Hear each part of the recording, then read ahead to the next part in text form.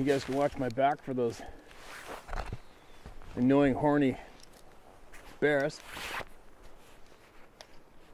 I don't think I smell like a horny bear, so I should be okay, but you never know.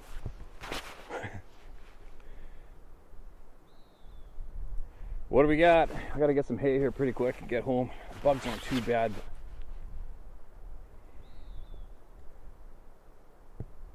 For all you wondering where the word Sabe came from, I think it was possibly, I don't know if it was directly given to the First Nations people from them or not, but that is the original, more common name used for these beings.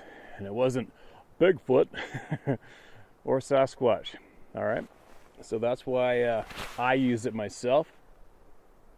And obviously it's up to you what you want to refer to these beings as, but for me, it's just another possible notch to get a little more advanced in the topic, right? For everybody to get a little more realistic about it. Anyway, babbling. Here we go. What do we got? Steve, been a member of the round table since day one. Oh, good for you. I've often wanted to email my experience, but knew I'd have to revisit that night. Feel as though I've always been able to bury experiences in my life. Yeah, I think a lot of people, many of us do that. Many of us do that. Then as you get older, you understand that you have to deal with your shit. Otherwise, you're packing shit. And also, if you don't deal with your shit, then people that come into our lives and we have relationships with, then they have to deal with your shit and our shit, right? So, good for you for coming forward and emailing, but I thought I'd pass it on to many people out there who don't deal with their shit. They stick their head in the hole like an ostrich and don't deal with it, and then it just festers and festers and festers, and then people that come into your life, they have to take on your shit. Babbling. What's up with me babbling today? As I've had similar childhood as you, divorced parents and everything that went with it, it strikes me every time people said they had the experience, maybe with a friend, and haven't talked about the experience since. I realized from my experience that for my own sanity, I had to bury it deep. I've had a tremendous amount of time to process the experience, and the fear was what struck me to the core, Steve. I guess the reason that struck me is I've never feared anything. I've been a heavy bridge and highway worker for years, and you have to have a screw loose for a lot of shit we did nightly. Oh, no doubt. I was working on Highway 84 between New York and Connecticut 5 years ago. It was a hot summer night. My foreman came to me and asked me to go check our cone formation, make sure everything was still standing, as cones sometimes get taken down. Being an older senior guy, that was great. I got a few minutes to relax as another worker drove me back a mile to the middle of the cone formation. From there I'd walk, having one earphone in. I was listening to some tunes, having a quick smoke as I walked down a breakdown lane. This highway was not lit, so it could be extremely dark, but I was chilling, enjoying the downtime, walking about another half mile. I was enjoying a slight breeze, hoofing down the highway when I felt the vibration of big footsteps.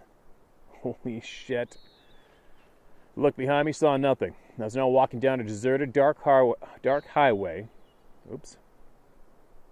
I was now walking down a deserted, dark highway. No cars or trucks, but I still felt the vibration of footfalls on the ground. It seemed pretty big. Steve, as I turned around to look into the thick woods on the side of the highway, I could barely make out a figure. What the hell was it? It was at that moment that the fear in me took over. Legs tightening, and I was starting to have problems moving forward. I looked ahead. No oncoming traffic. What the F? I was barely able to continue walking forward. But with my eyes on the woods, still feeling bipedal steps as I literally had to force the steps. I was now walking out into oncoming traffic just to escape the side of the road. I had another quarter mile to walk to fallen cones, but was now looking for traffic, any cars, trucks, just to make myself feel better. I had never experienced fear like this before. I almost chuckled at myself as to why I was afraid of something I could barely see. Finally, traffic approached. I was still walking in one of the blocked lanes. People driving had to be wondering why I was walking so close to the traffic, but I felt safer close to oncoming vehicles. I tried to push forward the last 500 feet, head on a swivel between traffic and the wooded side of the highway.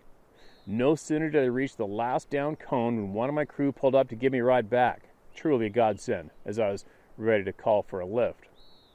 By the time we got back to the section highway we were repairing, that event was buried so deep that I never thought to mention it to anybody.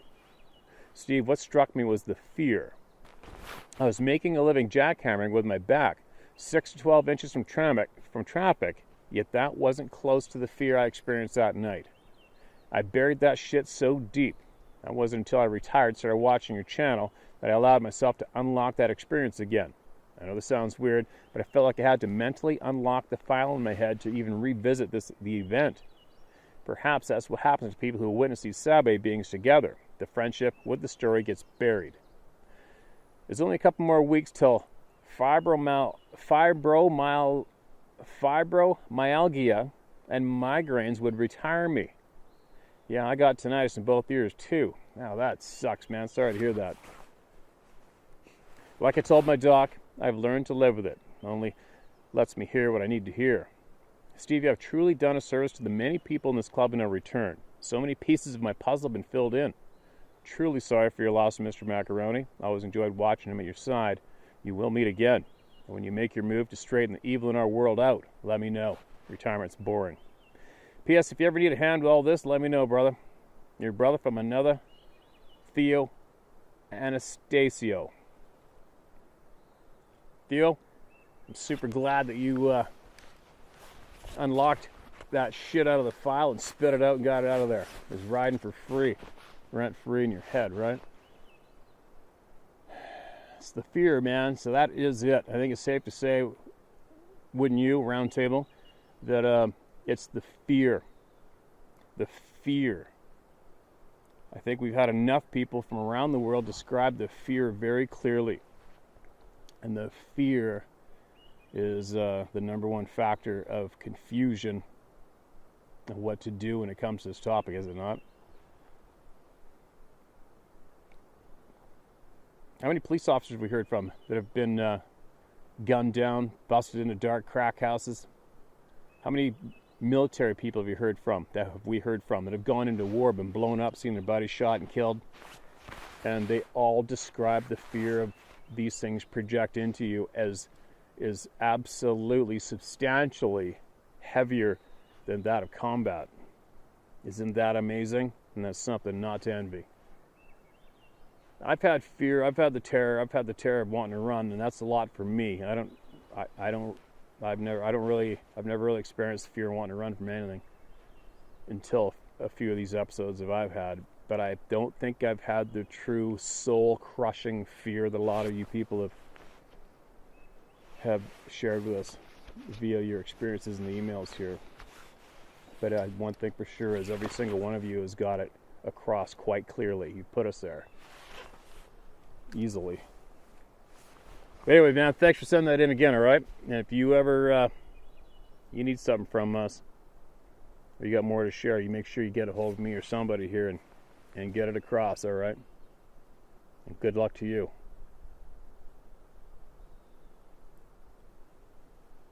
Forest female with 3 children. If you're interested.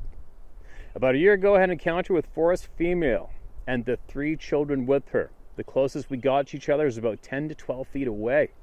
I could have walked up and touched her and the children, but I became hesitant to go nearer as the female was very tall and the 2 boys and 1 girl were very muscular for small children. They all wore uniforms. Uniform colors were green and brown. They wore a wide belt with a glowing light in the buckle of the belt. I would estimate the female to be 8 feet or greater. Her head came up to the first branches of the tree. The children looked somewhat like human children, but with these exceptions. There did not appear to be any joints, like elbows, knees. There was ligament in place of the joints. Also, the body ligament was dense and thick.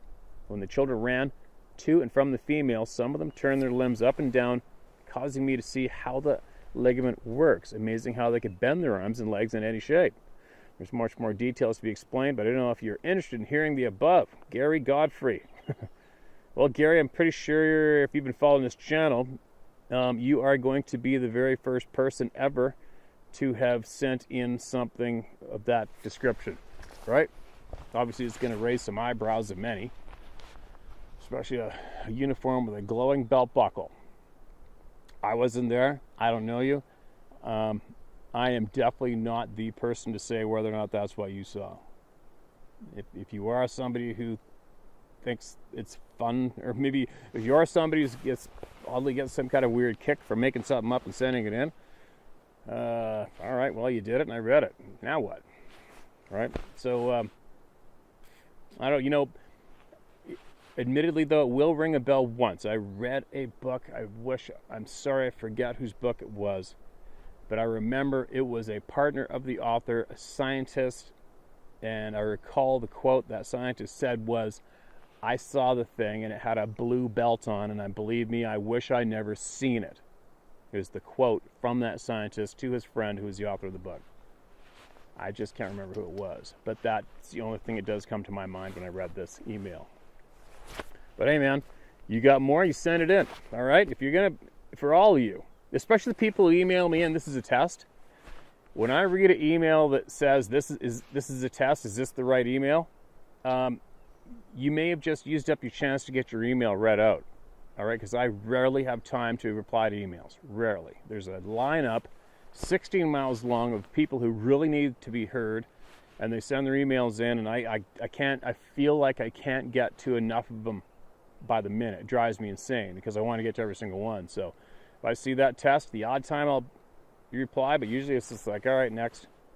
Right? Please don't email me and say this is a test. Type in clearly my email address and hit send. And send your story with it, all right? It might be the only time it gets read.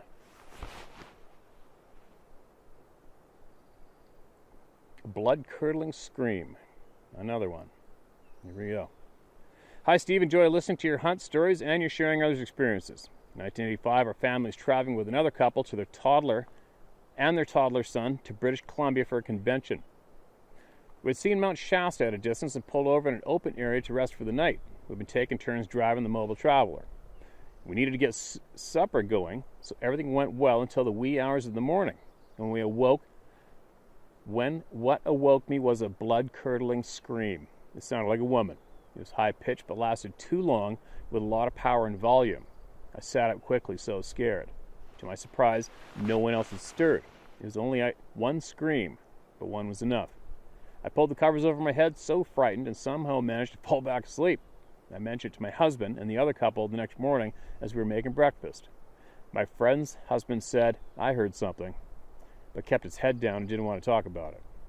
When we were starting on the road again, we passed by a clearing where stood a small store, but more importantly, a huge statue of a Sasquatch in the center of the opening. We were wanting to cover a certain amount of traveling throughout the day, so we didn't turn around to go see what it was all about. Plus, maneuvering a big mobile traveler didn't allow for quick movements. It's something I'll never forget. Eerily familiar, hearing of others hearing similar screams. I wasn't about to look out the window nor go outside to check. Thanks for letting me share my experience. Requesting you use only my first name. Thanks again, Steve. Dorothy. Dorothy, absolutely appreciate what you sent in. The blood-curdling scream. You know how many people have reported that now from all over the world. And then that just reminds me, guys, on a quick note, Dorothy, I absolutely appreciate the time you took to email that in to us, okay? And if you come across anything in the future you think you can help everybody at the Round Table of Knowledge, make sure you send it in or encourage somebody to send in what they have, all right? Now, getting back to what I was going to share with you guys, I keep forgetting. So, probably only about, 300 yards behind where I currently live, there's been numerous Sasquatch sightings. It's just all there is to it. There's a native community right there. And was it 2 summers ago now, a logging truck driver was coming down the hill where the train tracks crossed in the back, 40, and Sasquatch went across the road right in front of his truck.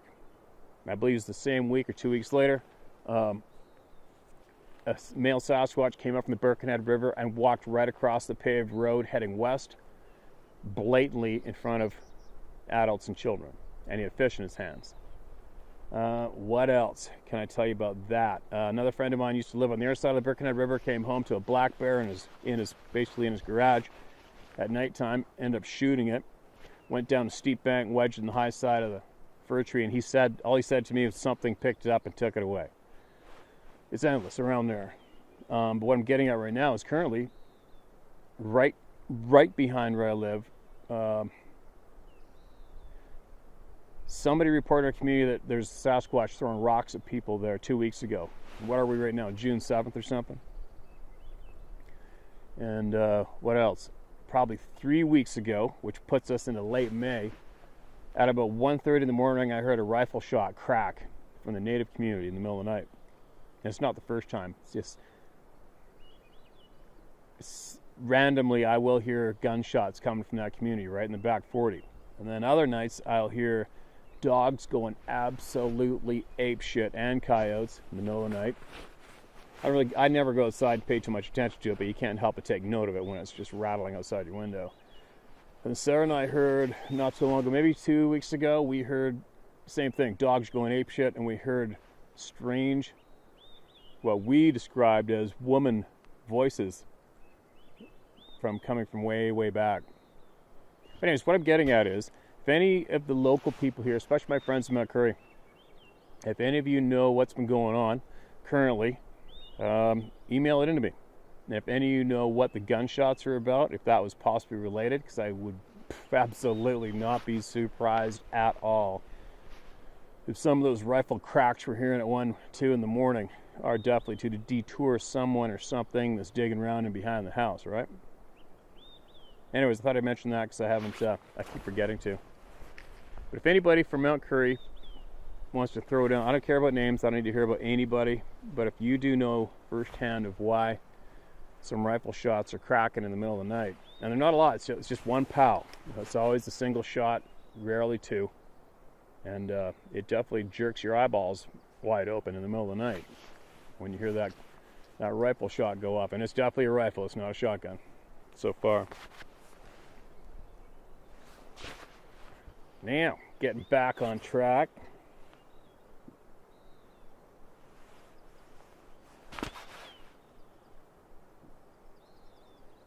So many emails, man. I gotta figure out what to do with this to try to get on top of it. I mean, I don't know how do we get on top of it? We get like another person or two people to continue reading, and then what do? We put up a. I mean, how do you even do make the videos longer? And house more in one video? Plus, we would make them an hour and a half. I haven't a clue, you guys. Well, right now, this is about. I don't know if I know of any other people that are pumping out a video every single day on YouTube. It's not an easy thing to do, right? And the support through the PayPal is absolutely appreciated. It's getting cameras fixed, enabling me to offer up more time to continue doing this, which I'm not going to relay the amount of time I've got into doing these, but it's a little substantial. But anyway, we'll figure out how to do this more productive, but as well in a way that nobody misses anything. It's not an easy thing to do, right? From extremely skeptical to extremely curious and open-minded in less than 30 seconds. This ought to be good. Steve, I'm an author and local history enthusiast from Magna, Utah. I stumbled upon your YouTube channel several months ago. I've listened to your story and the emails you've shared with a steady seriousness. Like many folks who have sent you the stories, I had tucked unexplained experiences away, where I didn't have to think about them. But it took a separate, fairly recent experience to bring them forward and examine them with a very sober attitude. Many have to do with that visceral feeling of deep, unquestionable truth that our conscious mind often second guesses, whether it comes as a sudden, overwhelming fear of dread or the difficult to explain but real mind speak. The most recent event that took me from extremely skeptical to extremely curious and open-minded took place in Utah's West Desert on a clear, hot summer night. I was camping at the remote Simpson Springs with my longtime friend and editor, who is a member of the Samish Indian Nation and a published poet. The desert was too dry for a campfire, so we sat back in our chairs, looked up at the stars, and indulged in profound conversation, mostly religious. Sometime after midnight, things came into view in the upper sky that didn't behave like I thought satellites or airplanes should behave. We were both left speechless for a moment, and then my friend turned to me as if searching for words in the darkness and said, "Well, it seems we've had our manifestation for the night." I wanted to discuss it further, but all my friend could eventually say was simply, I don't know what it was. For me, this took me into a period of re-examination of things I had imagined myself too sophisticated to discuss with a straight face. And, as you've discussed numerous times on your YouTube channel, how horrible it is to to ridicule, dismiss, or explain away those rational and intelligent people who come forward with strange and unexplained but real experiences. Some of these experiences are traumatic and life-changing, and that's when we need to be open and understanding, true friends and family. Now for the older experiences that I had tucked away. I was 18 years old when I decided to take a girlfriend hiking up Butterfield Canyon in the Eau Claire Mountains on the west side of Salt Lake Valley in Utah. It was the late 1980s, and I parked my father's car in a U-turn off littered in a ute. It was the late 1980s, and I parked my father's car in a turnoff littered with old campfire scars and broken beer bottles. This canyon has a long history of mining and is active with hikers and hunters, so we both felt quite comfortable to take what seemed to be a well-worn trail along the creek coming down the canyon. The Eau Claire Mountains were once islands in a Pleistocene Great Lake called Lake Bonneville. Imagine a once isolated, mysterious stretch of islands with their own forests and animals 17,000 years ago. We followed the trail for quite a while, admiring the tall gamble oaks and maples. We reached a small, steep side canyon that led to pines. I wanted to get up to those pines and see the view of the canyon from there. I also had in mind what only an 18-year-old boy with his girlfriend would on a deserted mountainside with the whole day ahead. We were about halfway up when we both suddenly stopped, overwhelmed by a powerful feeling of dread and danger. What I remember most was how powerful the feeling was, as if I couldn't take another step forward.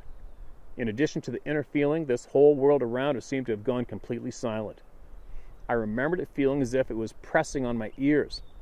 The girl I was with was shaking and said she wanted to go home. At that time in life, I could be very stubborn and single-minded. I wanted to be tough and tell her we were fine. We're almost there, but that beautiful grove of old-growth pines had suddenly become dark and sinister. Instead, I positioned myself between her and the pines, and we turned and made our way back down to the creek. The feeling didn't go away until we exited the side canyon. The mood of the day was completely spoiled. The girl began to cry when we reached the car. Oh no, that sucks. On the way home, she said there was something evil up there and didn't want to go back. As a knee-jerk teenage thing, I wanted to snicker and say she was being dramatic, but I knew how I felt deep down inside.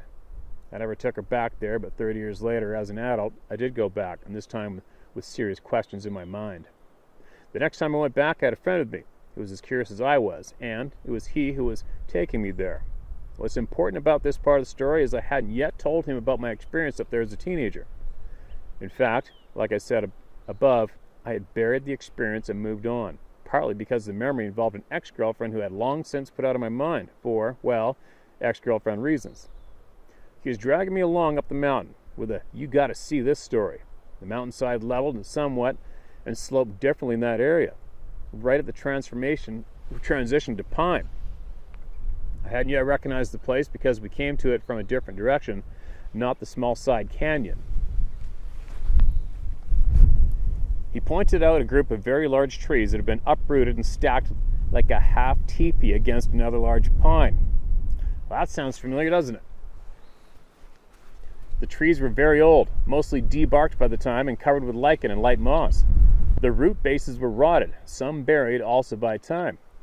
I tried to imagine a scout troop or group of parties taking the time to create this strange work of art. The closer I got to it, the more I realized not even 5 big guys could move a couple of those tree trunks. The large pines, still alive, had grown branches around the trunks. It could have been there 100 years. It became obvious to me that those trees hadn't fallen into that position. We hiked further, and he pointed out live oaks that were bent tunnel-like, almost a natural entrance to the side of the canyon sloping downward. But after a while, I couldn't come up with an explanation on how these oaks were bent and arced and shoved into the ground so perfectly that they grew that way, seemingly on an intentional manipulation of live growth. It was then I realized I was looking down the canyon where I'd taken my girlfriend hiking 30 years before. The second experience took place unexpectedly during a time of decision-making when I had to decide to go back to college as an adult in my early 30s.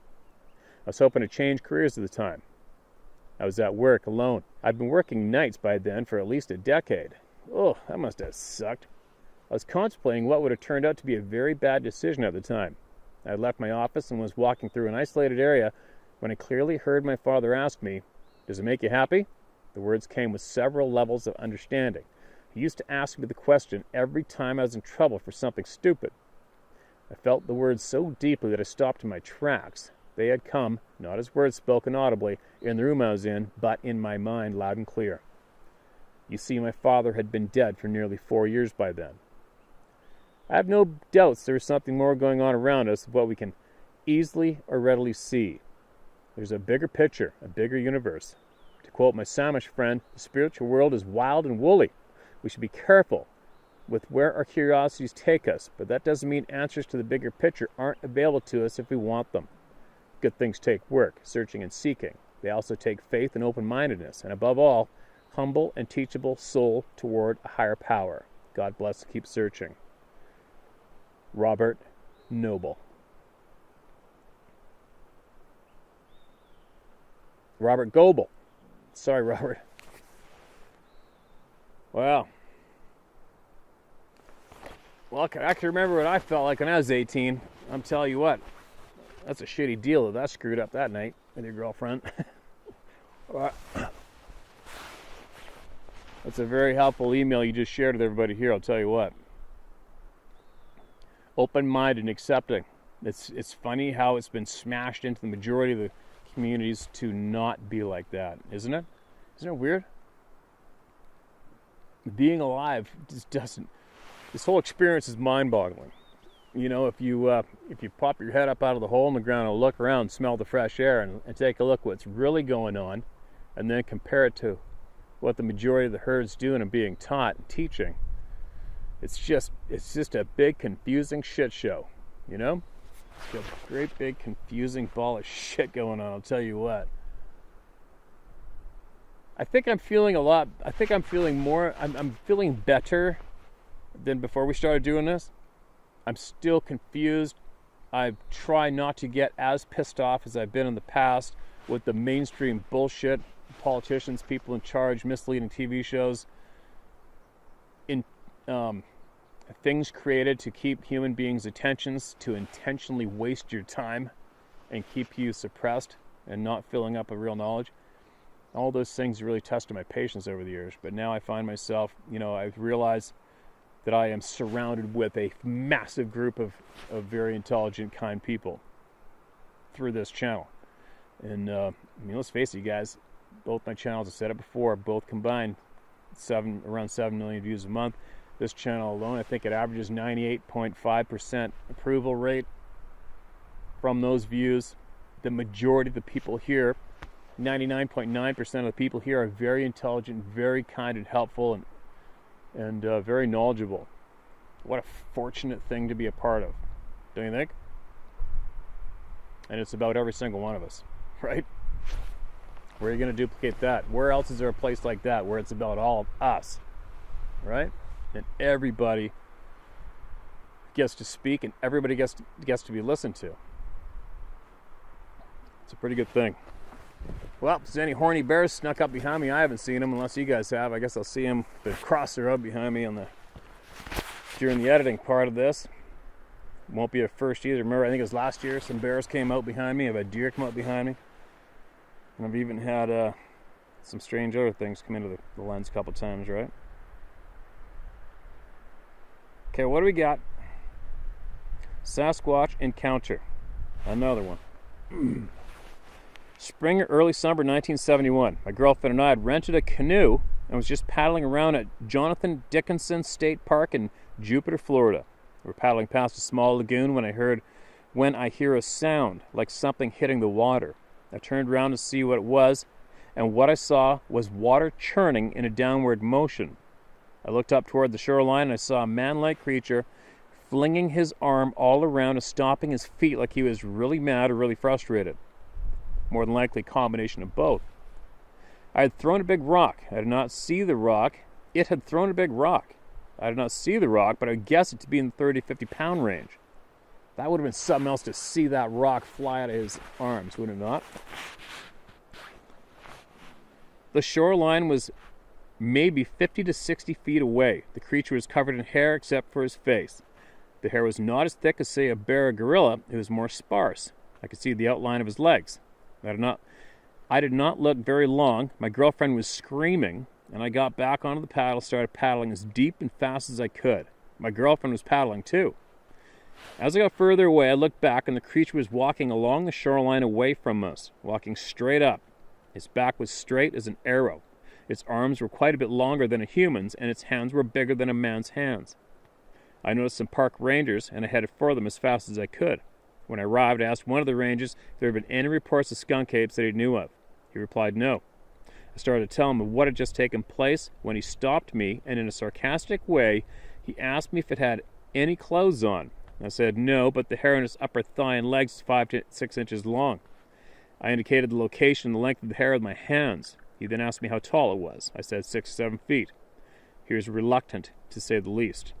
I told the park ranger that I thought I was probably trying to get at my girlfriend. That's when she started speaking up, and she saw a lot more than I had. She said it picked up this big rock and climbed up onto a tree limb, walked on the limb, and threw the rock at me. I was at the front, and she was at the back. The canoe was probably 12 to 15 foot long. She said it held onto the tree limb using its feet. Then the ranger started taking us more seriously. One of the rangers took a rifle, and I got in a John boat with an engine on it, and we went to investigate. I don't know if something turned up or not because I never went back. I wish I had, but I didn't. I never even told anyone because of an event that happened earlier in my life, and no one believed that. In fact, everyone laughed and joked at my expense for years. When my girlfriend spoke up, she told everybody, so much so that it got back to my mother, and one evening at the dinner table, she asked me what had happened at Jonathan Dickinson State Park. I told them, and the only thing that was said was, maybe you shouldn't go there. Not another word ever spoke of it. I completely forgot about it. No, I was married for 22 years and never mentioned it.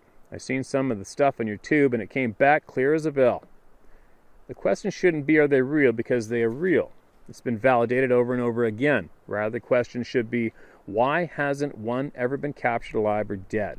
With all the dedicated hunters that we have in this country, no one has ever produced as much as the remains of a dead Sasquatch, skunk ape, or whatever you want to call it. If the government is covering it up, maybe they'll admit to it at some point. They're admitting that there is UFOs after decades of covering it up. All I know is what I saw was big, very strong, very aggressive. And I so believe they are attracted to the daughters of men. There you go. This is the first and only time I've told this absolutely true, and I will swear to it with my hand on a stack of Bibles. And I'm a God-fearing man, so I don't say that lightly. It happened when I was 20 years old, and I'm now 7 years old. That rock fell less than 2 feet from the canoe and less than 3 feet from me. If it had connected with the canoe, it would have ended up in the water or at the mercy of this creature. The lives of 2 young people might have been ended that afternoon. And we're just. That's the end of it. I hope there's no period. I hope nothing was missed. Ronald, huge respect to you for coming out and sharing that openly with a round table of knowledge here with all the people of the world here. What an experience.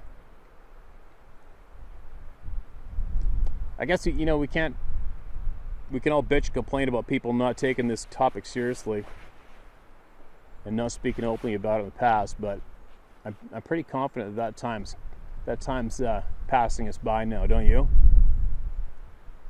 I'm just trying to figure out how I can get people to openly speak to children and be honest with them, and because that is the way it's changing. You know what? Who clued me into that? I was guiding a doctor years ago, super nice guy, and he was a Syrian Christian, and war broke out there and all hell broke loose, and he told me some crazy stories of growing up in Syria. But I remember him telling me that it was just been after generations and generations of war, these children are being brought up with war. They're being brought up and taught to hate the enemy.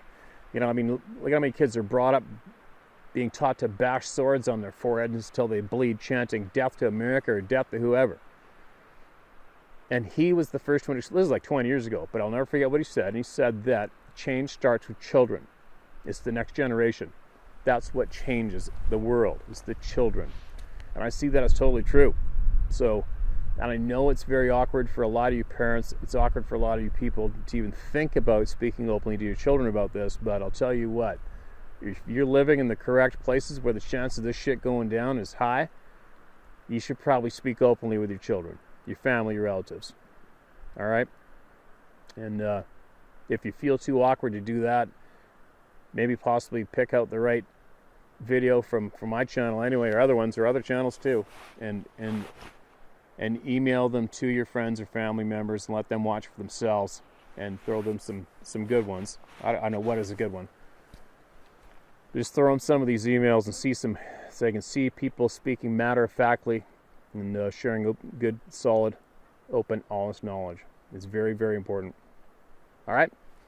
Thanks for sending that in, man. Appreciate it. If you got any more, you know anybody else that has something they could share that would help us, tell them to send it in. And if you know anybody that needs to hear this, share this video that you're listening to right now with them. All right?